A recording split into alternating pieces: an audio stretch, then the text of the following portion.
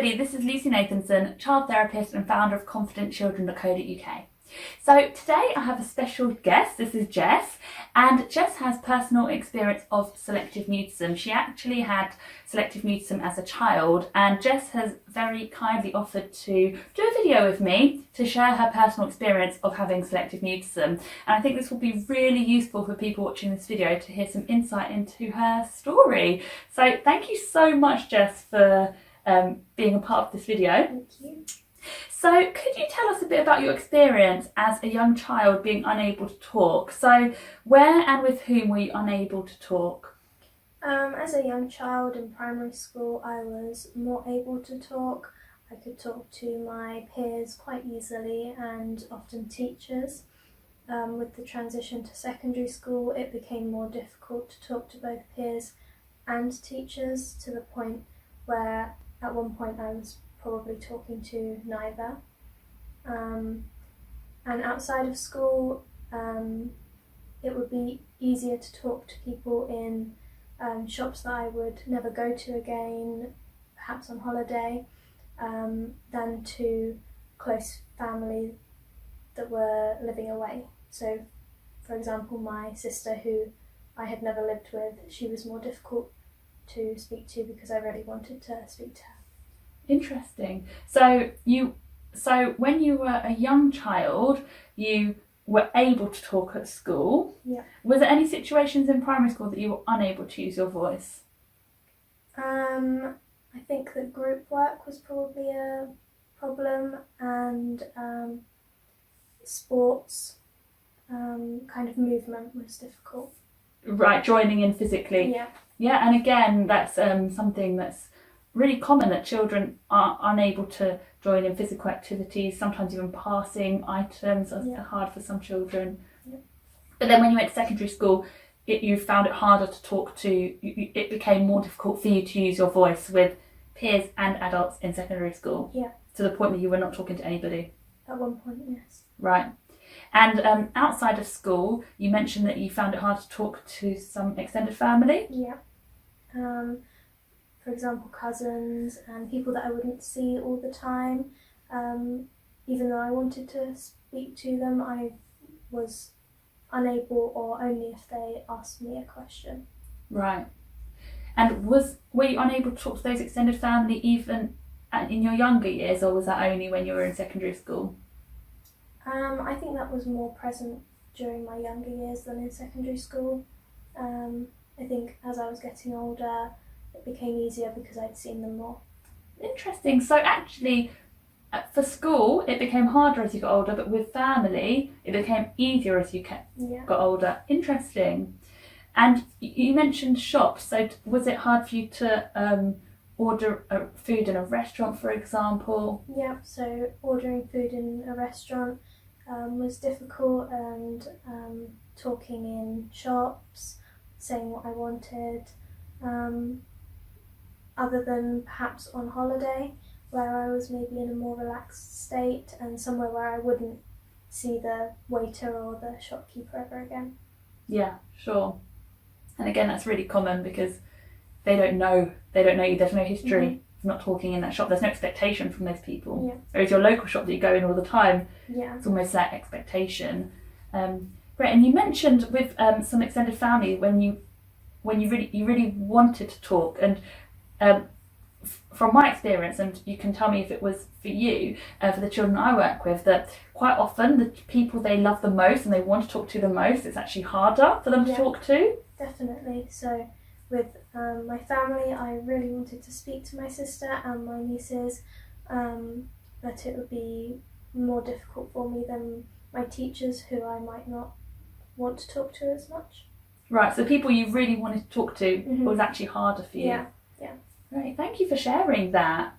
And it also really highlights that complexity of selective mutism, that it's not just one, there isn't just one area that people find hard. It's so, there's so many different aspects to it. Yeah, definitely.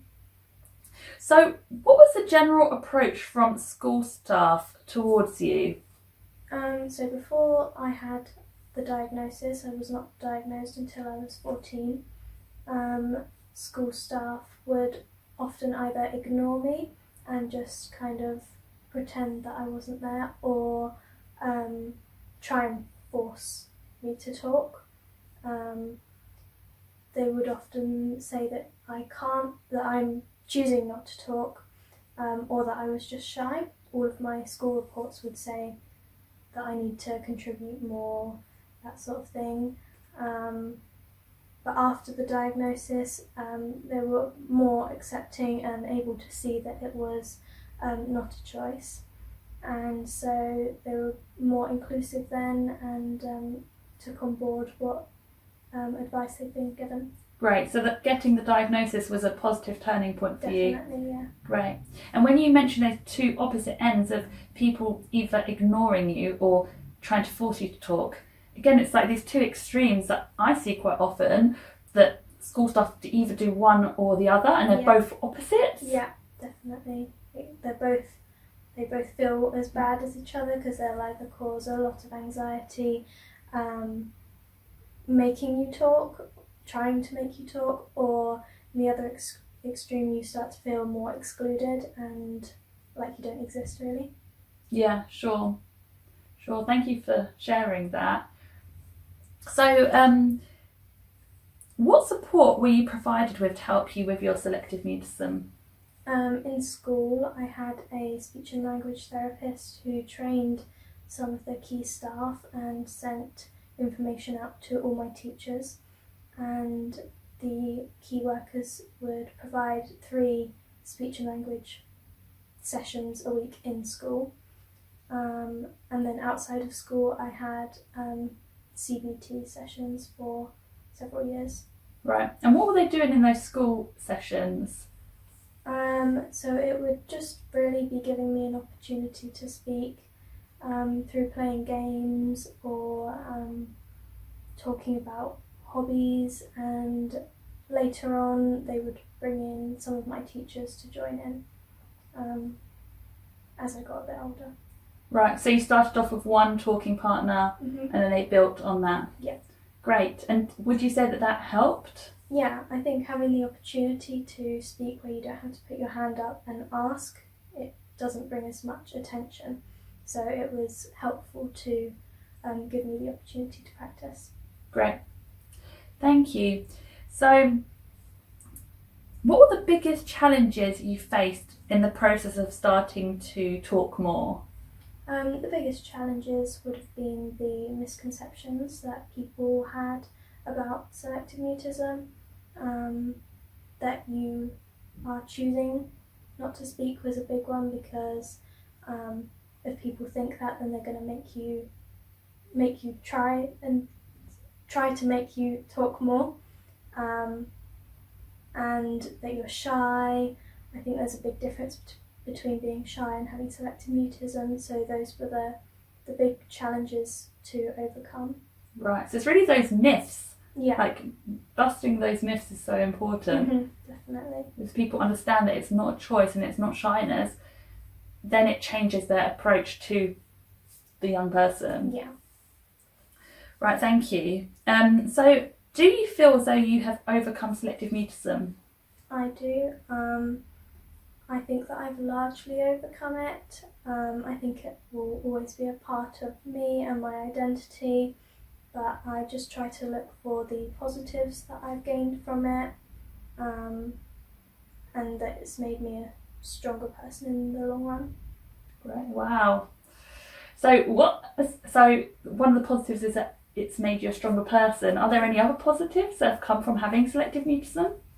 I think one of the positives would be a greater sense of empathy. By having selective mutism, I know that what somebody puts across might not be what's going on the inside, and that there's a lot more to people than you might see. So whilst people saw that I looked shy or that I was being stubborn, I was actually unable to speak. So I think the empathy is a big thing. Yeah, and I know you're studying psychology at university now, which is amazing. So I'm sure those traits that you now have will contribute to I hope so. your future. Yeah.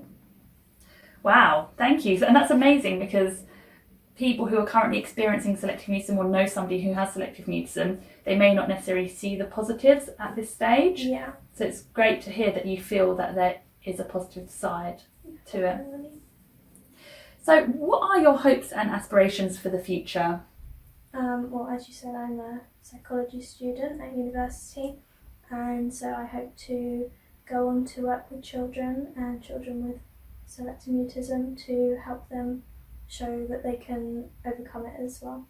Wow, amazing. Actually got goosebumps, thank you. That it's amazing, because you fully understand what it's, what the child is experiencing. So Yeah. that's amazing that you now want to go on to help children who've going through similar things. So what would be your key message for people who currently have selective mutism? I would say to take small steps and remember how brave those steps are, and that there's going to be a positive that comes out of it. So the quote I like to use was, "You've been assigned this mountain to show others that it can be moved, so you can overcome it, and it's not impossible." Wow, thank you.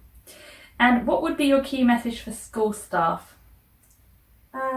Avoid the misconceptions, don't ignore them, don't push children to speak, and take the advice given by parents, because they probably know the child best when the child isn't able to say what they need. And again, take small steps. Great. And what would be your key message for parents who have a child with selective mutism? Be patient. It might be a slow process, but don't get upset or angry with the child if they can't go as fast paced as you would like, and make sure that you provide the teachers with all the help and fight for the help that they need, because the intervention is so important. Yeah, for sure. And with the right intervention, children can make steps forward. It's just about putting that in place, and like you said, ensuring there is that supportive environment at school and that the children are having access to the support. Yeah. Thank you so much, Jess. That was really, really useful, and I really hope that you found this video useful as well. So if you'd like to see more videos about selective mutism and more resources, look on my website confidentchildren.co.uk, and of course my Facebook page, Confident Children Selective Mutism Therapy. And don't forget to subscribe to this YouTube channel to receive notifications of videos in the future. So thank you so much for watching, and have a lovely rest of the day.